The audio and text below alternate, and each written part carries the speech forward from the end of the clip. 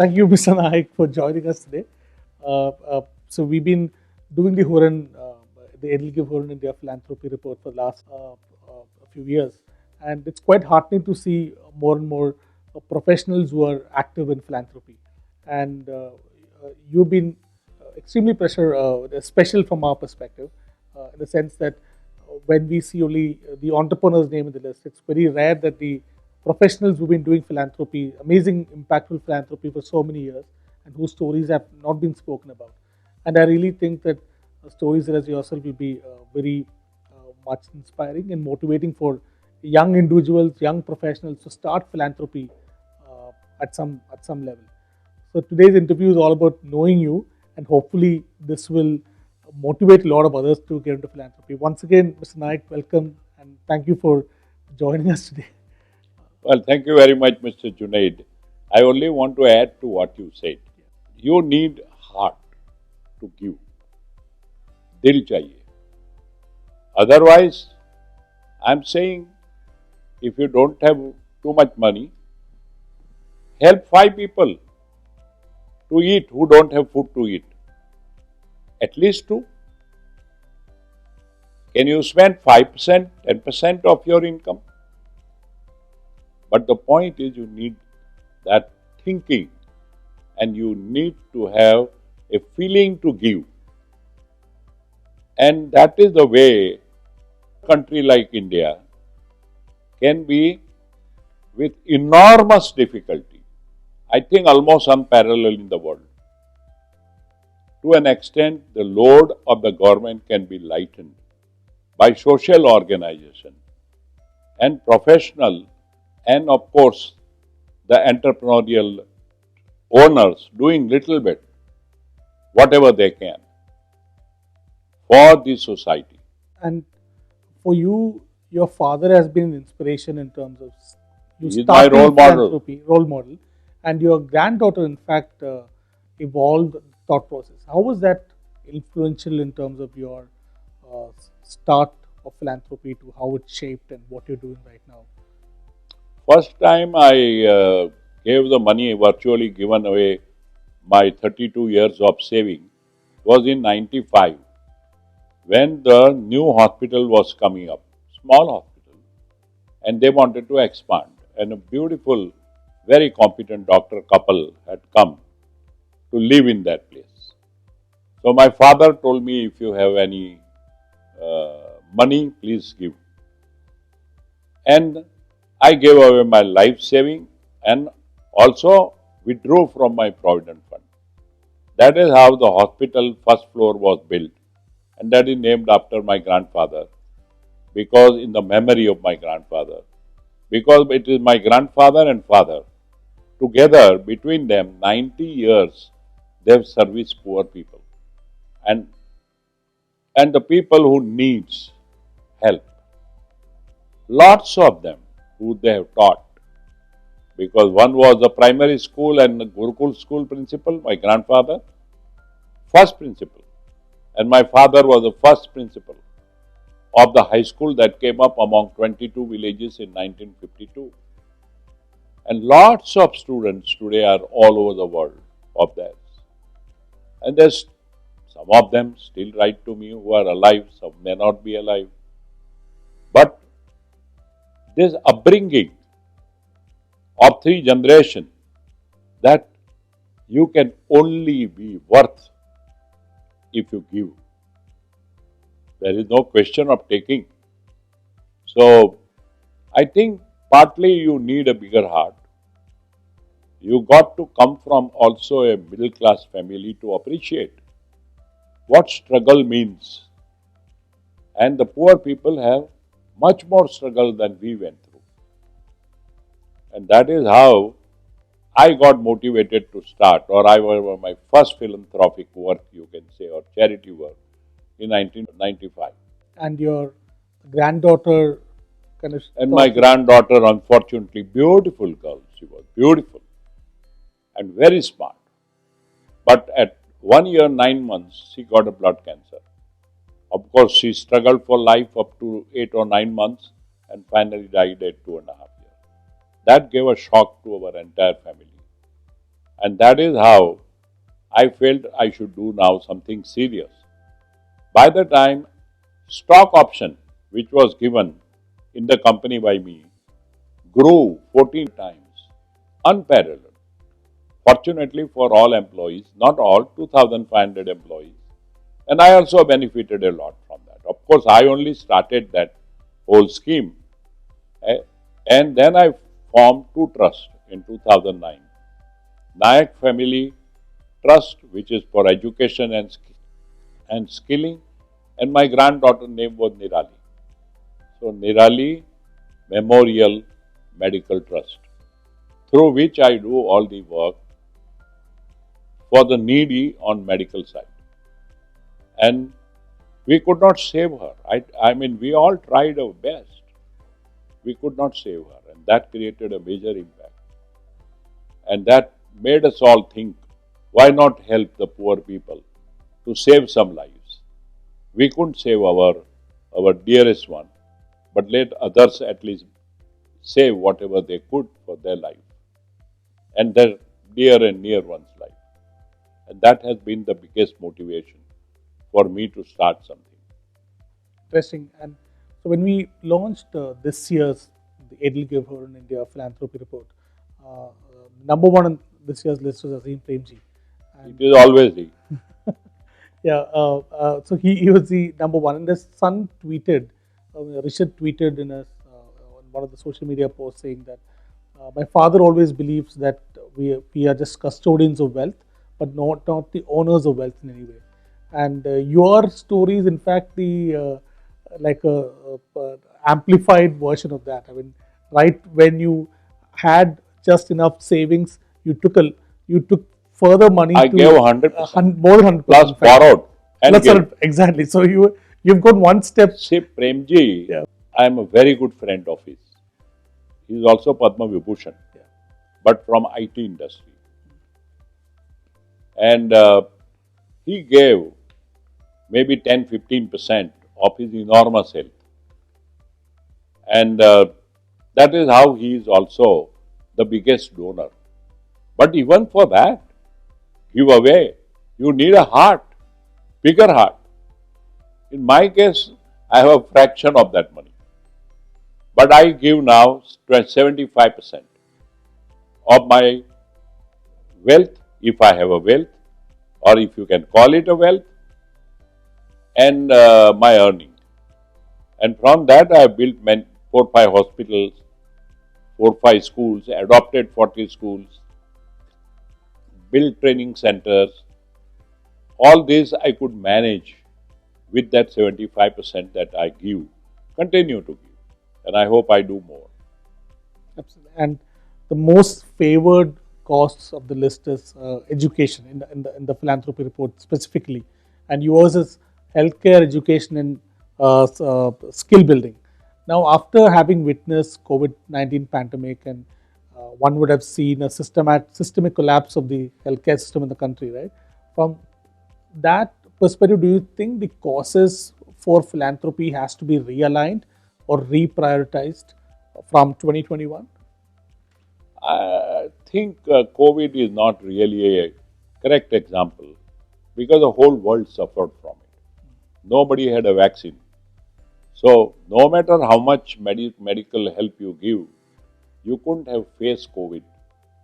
Now, the vaccines are coming out.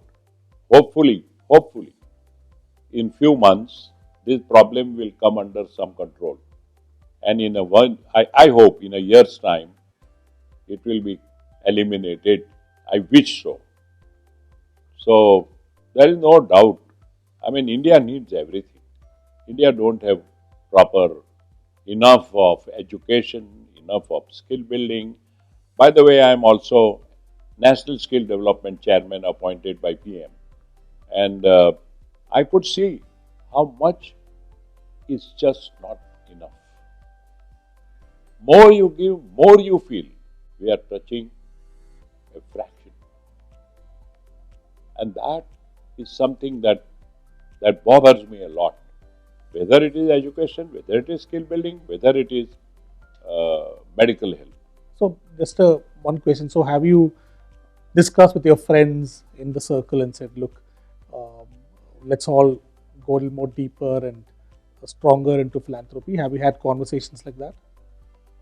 Frankly, I have never asked. Never asked. Because once, when I was giving the first, you can say second major contribution, I went to the village. I still go. I am a product of villages. And I gave a nice speech to all the villagers who had come. And everybody got up and said, I'll give 1 lakh, I'll give 50,000, so and so. And years passed, I couldn't collect even 10% of what people said.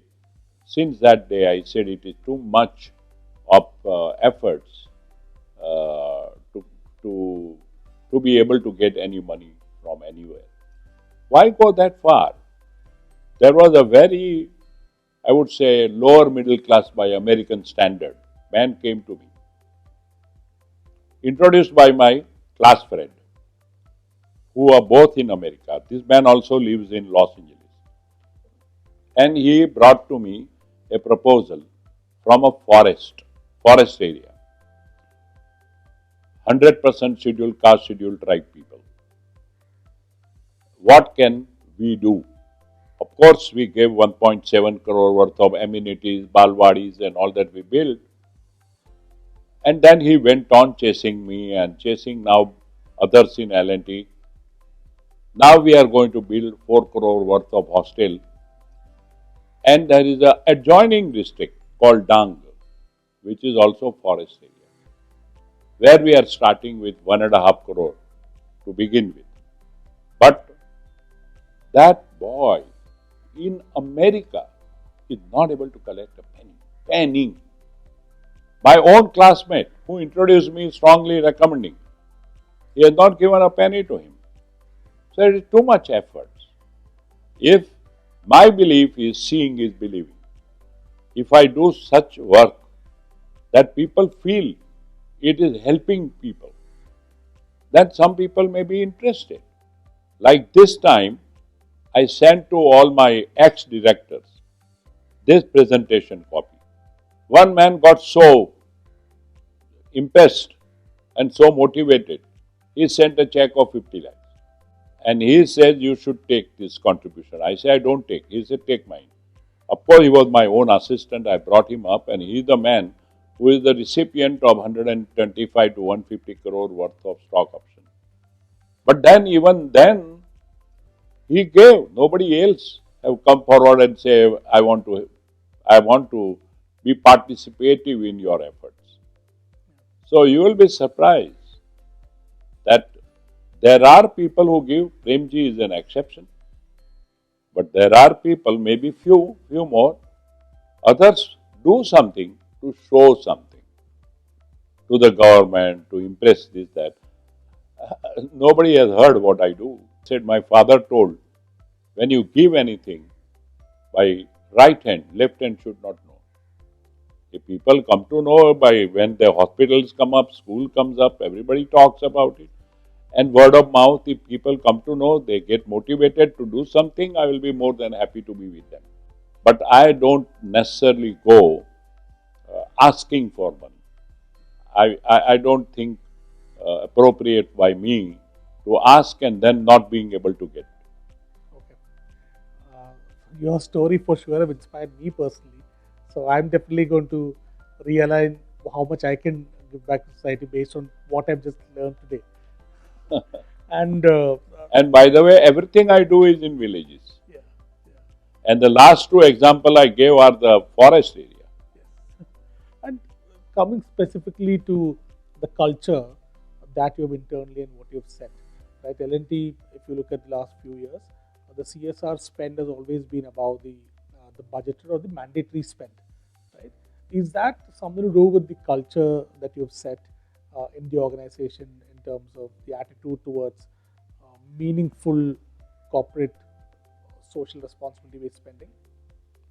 See, I have been now in L&T for 56 years, right? Almost my whole life. And that is based on devotion, passion, conviction and commitment. Devotion, means when you go to the temple, my temple is L&T. Passion, which means you got to do something. Conviction, you can have, then only you can have passion and commitment that I will do it. On that 4 words, my entire story is built, right? So, I think L&T story also is around that. L&T always carries very high value culture, right from the, you can say, inception. And generation after generation have not diluted it. L&T, by the way, I have been at the helm for 22 years, which means CEO or chairman. And I always said, and by the way, we are professionals, so nobody has anything to get out of it while giving. So we said, government said 2%, I said do 2.2, 10% more. Okay. And what we do, L&T, at various job sites and around villages is not counted in CSR. So it's more than even the 2.2% that you said. Yeah, but that is, I said that I can't call CSR because we are benefiting from, or we are able to work in that site, and that is only possible if you cooperate with the villagers and the villagers cooperate with you. Got it. Right. How would you rate the effectiveness of CSR spending in India INC? That's quite connected to the last line you said, which is basically you don't consider certain part of CSR spending as CSR because it's going to benefit the business directly. So if I add all that up together, how would you think the CSR spending is There are all effective? kinds of business houses. There are many business houses. They take in CSR, which I don't consider is really a CSR. Okay. Right. We spend 2.2% roughly plus near our establishment what we do to have a peaceful coexistence with the society around is not part of CSR. So we believe what must speak. You don't have to advertise. Because if you advertise and you can't succeed, there is a big disappointment. Today, at least by not speaking, we are still able to motivate with our work. So I have a question on your concept of Janmabhoomi and Karmabhoomi and how you are contributing back to Gujarat and the city in Gujarat and Mumbai specifically, right? My question is there wouldn't that restrict philanthropy to wealth creators' origin and wealth creators' headquartered company? Let's say you take the eastern part of India, northeast, for instance, there aren't many wealth creation stories happening there.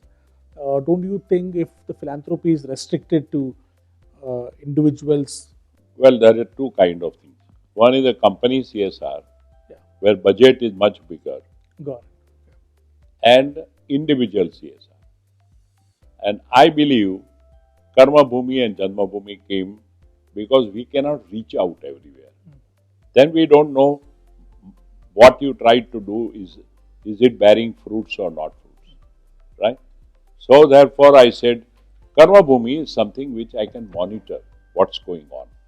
And Janmabhoomi also I can monitor, appoint some very capable people, which I have done, and make sure that what you planned actually happens, and more than that. But that's my individual trust. L&T works all over India for CSR. Okay. But the reason why I specifically asked that question was, across the philanthropists, that's one trend that I've seen. They have more focused towards their community and the state that they come from. So you're saying maybe bigger pockets, the corporates could possibly spread it out? No, I think I tell you the problem is, let's say I come from Calcutta. I don't even know. Even if I give money, whether it will reach to the poorest person or somebody will partly siphoned away. So everybody wants to do things where they know and they can control and they can see it happen. L&T is all over India. Therefore, we are able to do it. Because my office in Calcutta, we will assign, you have to make sure this happens. You have to make sure this. I don't have that. as an individual. So Correct. I said, this too I can manage. And this too is not this too. Whole of South Gujarat, I have right from, let's say, as you enter, up to Surat. In that, spread it out, and I am able to run through it.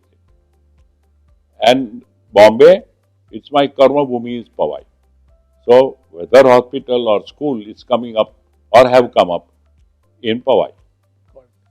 And the message is basically wherever you spend, make sure you should be able to monitor it and And make it's sure it funded reaches to the right right people. people. Okay, so that's the objective. Okay, great. And any global, you didn't mention about Mr. Premji, but any other global philanthropist or anybody you See, look in up? America, there are lots of people who spend billions of dollars because they have billions and billions of dollars, right?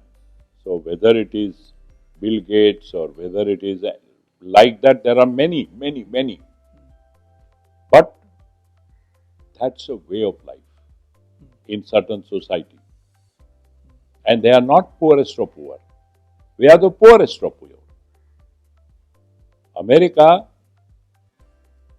what is little lower than middle class is considered poor. Here, even middle class is not really middle class, is poor. So, I think I have heard many and read many stories of philanthropy, what goes on and who does it and so on. But I think the situation in India is several hundred times more aggravated and needs that much more efforts and that much more desire by people to help. What I always say, it's not how much you give, what percentage of what you have you give. If I have 10,000 crore, I give 1,000, I have given 10%. But if I have 1,500 crore and I give away 1,000 crore, it is 66%. Correct. That's the point. So my philanthropy is 75%. And my point is, you mean to say you can't look after two poor families, right? My father could do it, although he was lower middle class. My grandfather could do it. You have to have heart, which should go out to poor people, how they struggle. When I used to come and still come in Bombay during rains, you should see how these people are struggling on the footpath. Some of them die. India needs the highest amount of commitment to philanthropy. But as I said, everybody has limitation of making sure what they little give actually fructifies and happens. When I started building toilets, first thing I checked is who is the administrator of the village or school or whatever. Is there sewage? Is there water supply? Is there a culture? And I started doing only those spots. And all of them, once in 6 months, we circle around everywhere and see whether they are working. Not what you announce to do, what you spend to do, but how much it fructified to do.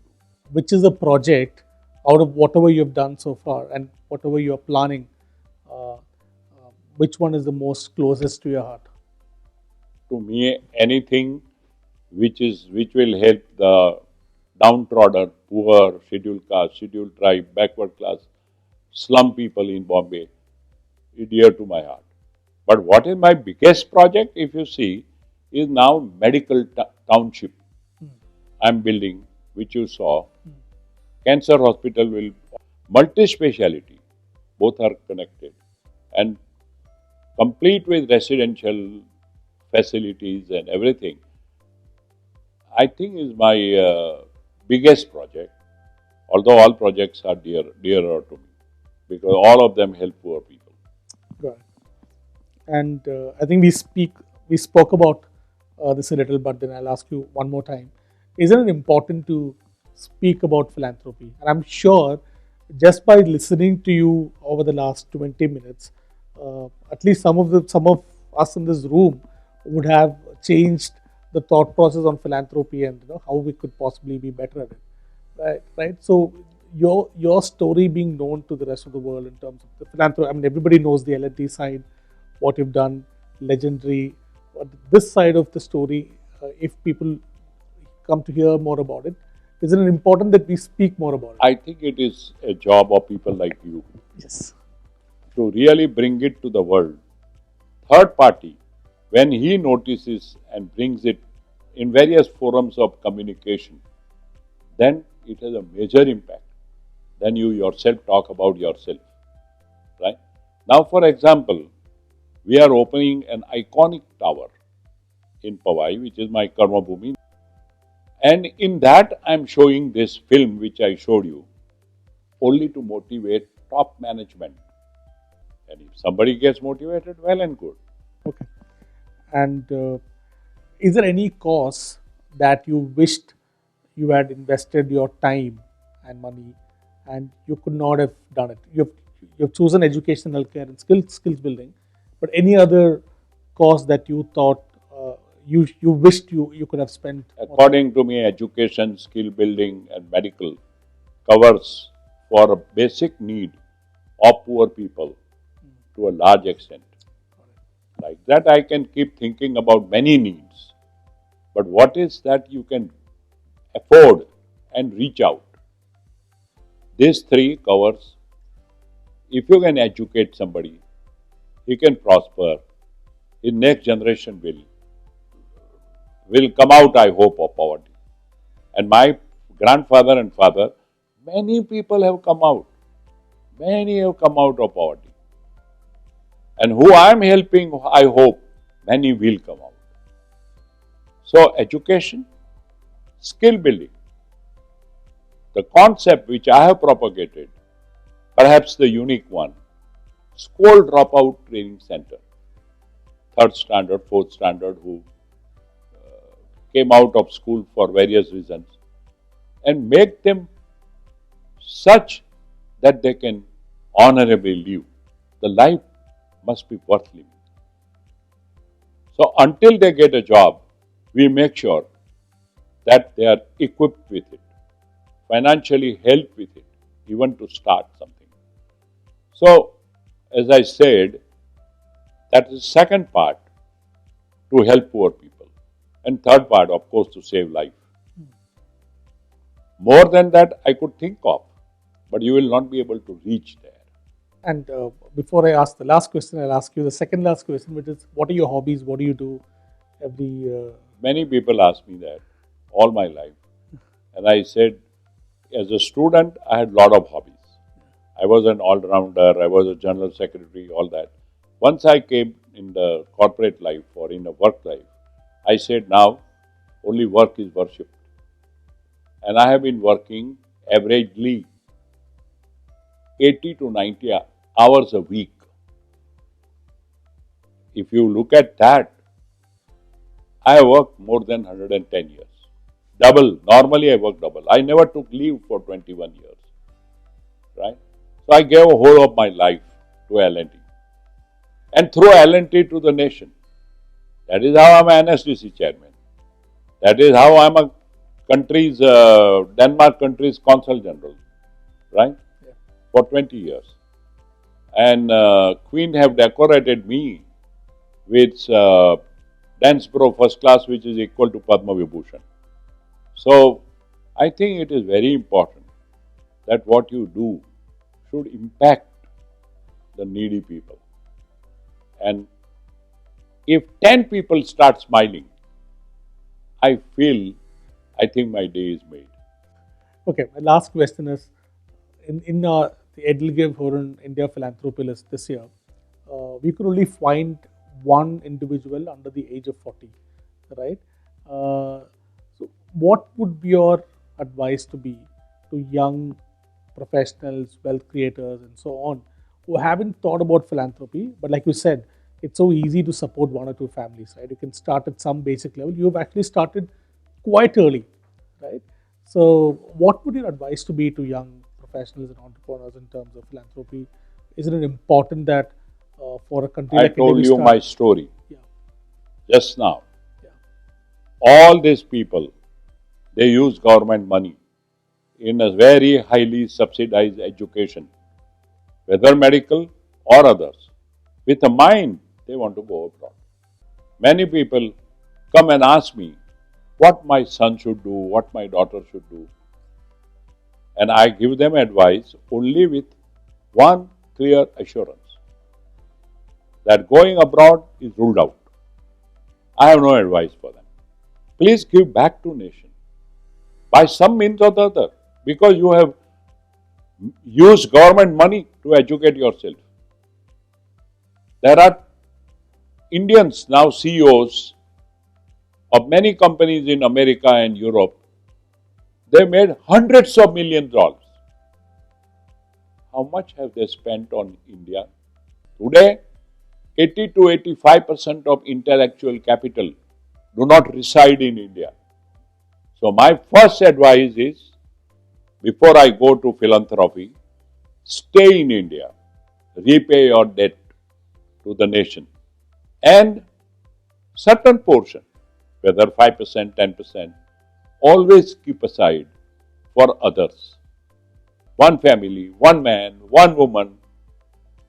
But India needs such lakhs of people who can help one man, two men, one man, two men, three men, five men. And millions will be saved. Otherwise, they are dying and you don't even. Everybody publishes COVID statistics. How many people die, you don't know. COVID, you know, because it's concentrated. But once, suppose COVID is over, people will still die. And you have to understand why do they die and what you could have done. My father, who used to live with me, the villagers used to come and tell him, your son is doing very well. And my father used to say, he is doing well. But after 95, when I gave my entire money, whatever I had, for the charity work, he himself said, I'm very proud of my son. After that, you know why? Because now he think of others. If you think of yourself, you are selfish. That's for you. How does it matter? correct. So, I think there is a lot. One has to come from within a lot. Unfortunately, many students who were in villages, they went to America. They remember my father once in a while. But the fact is, what have they done in India? They may have done very well there. They go to five-star hotels. They go to the super restaurants. They go for holidays all over the world. But the point is, what about those people dying? Have you ever thought about it?